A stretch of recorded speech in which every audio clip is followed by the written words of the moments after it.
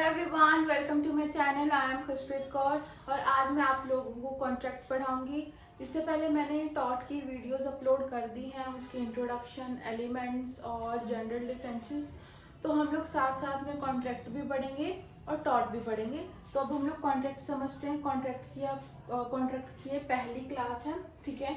तो सबसे पहले क्या होता है? प्रॉमिस, ठीक है। प्रॉमिस से क्या बनता है? एग्रीमेंट, एंड एग्रीमेंट से क्या बनता है? कॉन्ट्रैक्ट बनता है। तो बेसिकली प्रॉमिस होता क्या है? हम क्या करते हैं, मैं और मेरे फ्रेंड है, हम दोनों प्रॉमिस करते हैं कि हम लोग कल मूवी देखने जाएंगे, ठीक है। तो ये क्या हो गया? प्रॉमिस हो गया। और मान लो कि हमने कल प्लान बनाते हैं कि कल मूवी देखने जाएंगे, कल सुबह 10 बजे हम लोग मिलेंगे। बट मैं क्या करती हूँ, मैं सोती रहती हूँ, मैं उठ जाती नहीं हूँ मूवी देखने उसके साथ, और वो मुझे फ़ोन करती रहती है। उसके बाद क्या वो मुझे प्रॉमिस पूरा ना करने के लिए वो मेरे को स्यू कर सकती है, मेरे ऊपर केस कर सकती है? तो नहीं, प्रॉमिस में ऐसा नहीं होता है। ये इन्फोर्सेबल बाय लॉ नहीं था। क्या इन्फोर्सेबल बाय लॉ नहीं था? कि अगर आप मूवी देखने का प्लान बनाते हो और आप उसको फुलफिल नहीं करते हो तो आप पे केस हो जाएगा। तो ऐसा नहीं होता है। उसके लिए कुछ ऐसे एलिमेंट्स होने ज़रूरी हैं फॉर अ कॉन्ट्रैक्ट, ठीक है। तो बेसिकली जो प्रॉमिस होता है वो इन्फोर्सेबल बाय लॉ नहीं होता। दो प्रॉमिस, मान लो मैंने क्या किया, प्रपोजल दिया और सामने वाले बंदे ने उस चीज़ को एक्सेप्ट कर लिया। मैं बोलती हूँ चलो ठीक है, मैं उसको प्रपोजल देती हूँ कि जो तेरा मोबाइल फ़ोन है तो वो मेरे को 5000 में बेच दे, और सामने वाला उस चीज़ को एक्सेप्ट कर लेता है। एंड दूसरा स्टेप क्या होता है? अब हम लोग एग्रीमेंट करेंगे कि ठीक है, एग्रीमेंट क्या है कि 5000 क्या है कि मैं उसको दूंगी और उसके बदले में वो मेरे को क्या देगा? मोबाइल फ़ोन देगा। तो ये हमारा एग्रीमेंट हो गया, इन्फोर्सेबल बाय लॉ हो गया। उसके बाद जब हम इस चीज़ को करेंगे, इस चीज़ को जब हम लोग पेपर पे प्रॉपरली क्या कर लेते, लिख लेते कि ऐसा ऐसा ऐसा है, तो उसको हम क्या बोलते हैं? कॉन्ट्रैक्ट बोलते हैं। तो सबसे पहले प्रॉमिस आता है, फिर एग्रीमेंट आएगा, फिर कॉन्ट्रैक्ट आता है, ठीक है। अब यहाँ पे दो सेक्शंस हैं। ये दोनों ही सेक्शंस एग्रीमेंट के बारे में और कॉन्ट्रैक्ट के बारे में बात करते हैं। अब ध्यान से सुनना। जब हम लोग एग्जांपल ले रहे थे अभी मोबाइल फ़ोन का, कि मैंने क्या किया, अपने फ्रेंड को प्रपोजल दिया कि तू अपना मोबाइल फ़ोन मेरे को दे दे। तो वो मोबाइल फ़ोन क्या है? वो कंसिडरेशन होता है। जब भी हम लोग कॉन्ट्रैक्ट करते हैं या फिर एग्रीमेंट करते हैं, वो दोनों क्या होते हैं? हमारे कंसिडरेशन के लिए होते हैं। हम लोग फ्री में किसी को कोई चीज़ नहीं देते। अगर मैं उसको पैसे दे रही हूँ तो उसके बदले में मैं उससे कुछ ना कुछ लूँगी, ठीक है। तो उसको हम लोग बोलते हैं कंसिडरेशन।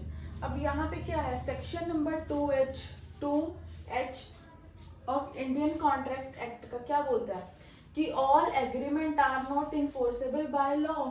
अब मैंने मूवी वाला एग्जांपल बताया था ना, कि वहां पे मूवी देखने जाना इन्फोर्सेबल बाय लॉ नहीं था। तो मतलब all agreement are not enforceable by law, all agreement are not a contract. और सारे एग्रीमेंट कॉन्ट्रैक्ट नहीं होते। एग्रीमेंट जो होता है वो सारे एग्रीमेंट इन्फोर्सेबल बाय लॉ भी नहीं होते, लेकिन सारे कॉन्ट्रैक्ट एग्रीमेंट जरूर होते हैं। ये चीज याद रखना। अगर कोई भी कॉन्ट्रैक्ट है तो वो पहले एग्रीमेंट था, उसके बाद वो कॉन्ट्रैक्ट बना। तो सारे कॉन्ट्रैक्ट एग्रीमेंट होता है, बट सारे एग्रीमेंट कॉन्ट्रैक्ट नहीं होते, और कुछ इन्फोर्सेबल बाय लॉ भी नहीं होते हैं। सम एग्रीमेंट में भी इन्फोर्सेबल बाय लॉ, और कुछ एग्रीमेंट होते हैं जो इन्फोर्सेबल बाय लॉ होते हैं, जो कुछ एग्रीमेंट होते हैं जो इन्फोर्सेबल बाय लॉ नहीं होते, ठीक है। अब हम बात करते हैं सेक्शन नंबर 2E की।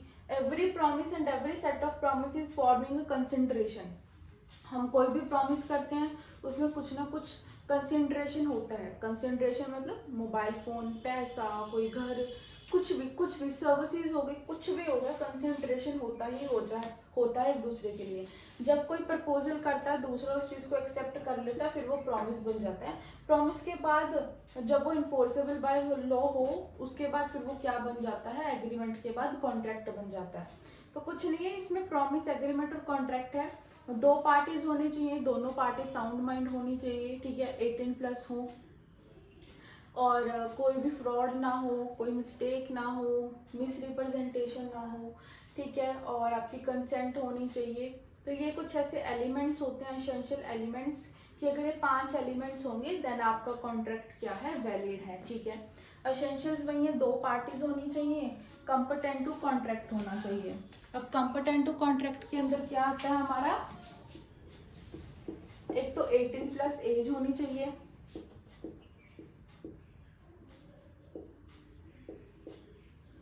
साउंड माइंड होना चाहिए, ठीक है, ये 2 चीजें होनी चाहिए।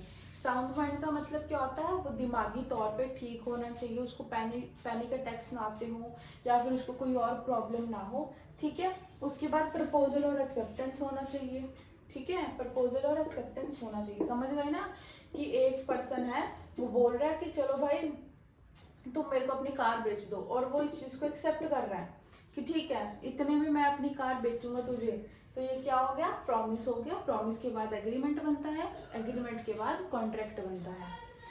कंसिडरेशन बताया, कंसिडरेशन वैलिड होनी चाहिए।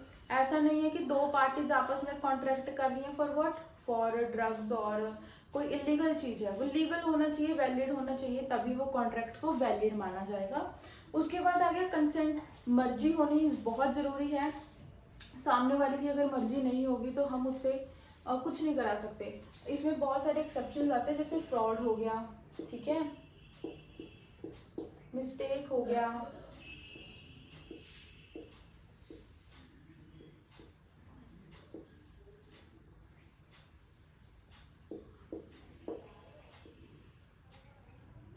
कॉर्शन हो गया। तो अगर आपने कंसेंट फ्रॉड से, मिस्टेक हो गई, मिस रिप्रेजेंट करके या कॉर्शन मतलब धोखा देके आपने किसी की कंसेंट लिया है, तो इट मीन्स कि वो जो कंसेंट है वो क्या है, वो वॉइड है, ठीक है। एंड फिफ्थ आ गया not disqualified by any competent court, कि किसी कोर्ट ने ऐसे ना बोला हो कि ये बंदा ये कॉन्ट्रैक्ट नहीं कर सकता, ये बंदा इस तरीके से किसी भी कॉन्ट्रैक्ट में नहीं आ सकता, ठीक है। अगर कोर्ट ने पर्टिकुलर किसी पर्सन के बारे में ये चीज़ बोली है कि नहीं ये ऐसा कॉन्ट्रैक्ट नहीं कर सकता, तो आप फिर उसके साथ कॉन्ट्रैक्ट नहीं कर सकते। और अगर आपको भी कोर्ट ने बोला है कि नहीं यू आर डिस्क्वालीफाइड, देन आप कॉन्ट्रैक्ट नहीं कर सकते किसी के भी साथ। तो ये कुछ एलिमेंट्स हैं, इसको डिटेल में मैंने एक्सप्लेन किया है अपने नोट्स में। आप लोग मेरे इंस्टाग्राम पे नोट्स ले सकते हो। बहुत इंपॉर्टेंट MCQs ये क्लैट में भी आएगा, BLLB LLB के लिए, सबके लिए बहुत ज़रूरी है, क्योंकि क्लैट की क्लैट बोलिए कॉन्ट्रैक्ट की इंट्रोडक्शन है। एंड अगर आपको किसी भी चीज़ से रिलेटेड कोई भी डाउट हो तो आप लोग मेरे को कमेंट करके बता सकते हो। और मैं बता देना चाहती हूँ कि मेरे इंस्टाग्राम पे आप लोगों को सारे MCQs मिलेंगे, ठीक है। MCQs मिलेंगे कॉन्ट्रैक्ट के, मुस्लिम लॉ, हिंदू लॉ के, टॉट के, और इम्पॉर्टेंट क्वेश्चंस भी मिलेंगे, साथ के साथ प्रीवियस ईयर क्वेश्चंस भी मिलेंगे। और अगर आप क्लैट की प्रिपरेशन कर रहे हो तो उससे रिलेटेड भी आपको सारे MCQs, क्वेश्चंस और नोट्स मिलेंगे। तो आप लोग फटाफट से मेरे को मेरे इंस्टाग्राम पे फॉलो कर लो एंड सब्सक्राइब कर लो। अगर कोई भी डाउट हो तो आप लोग मुझे बता सकते हो, ठीक है। एंड अगर आपको ये बेसिक चीज़ थी, अगर आपको इसमें कोई भी डाउट हो, वैसे मैंने प्रीवियस वीडियोस भी डाल रखी हैं तो आप लोग उसमें से भी देख सकते हो। And thank you so much, bye bye. Next video में हम लोग पढ़ेंगे कॉन्ट्रैक्ट के बारे में कि कितने तरीके के कॉन्ट्रैक्ट होते हैं, टाइप्स ऑफ कॉन्ट्रैक्ट के बारे में पढ़ेंगे। Bye bye.